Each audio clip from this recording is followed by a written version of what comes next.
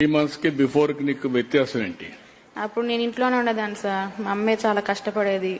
నన్ను మా బాబుని తనే ధైర్యంగా నేను చూస్తూ ఉండేదాన్ని అంతే. ఇప్పుడు మా అమ్మకి హెల్ప్ చేస్తాను సార్. ఇప్పుడు నీకు నమ్మకం వచ్చిందా? ఇంకా నెక్స్ట్ లెవెల్ కూడా ఎడ్యుకేషన్ కి పోయి లెర్నింగ్ కొత్త విషయాలు నేర్చుకొని టెక్నాలజీలో కూడా ఇంకా ఇంప్రూవ్ అవుతావా? ఓకే, ఆ మాట అందరికి చెప్పని ఈ ఎగ్జాంపుల్ ని కోట్ చేస్తూ ఇలాంటి వాళ్ళు మీరు చూస్తున్నారు. ఆ అమ్మాయికి ఈ సమయంలో గాని ఈ సహాయం లేకపోతే మామూలు కూలి పని చేసుకోవడము, ఇంటి దగ్గర ఉండిపోవడం, నిరాశ నిస్పృహల్లో ఉండేది.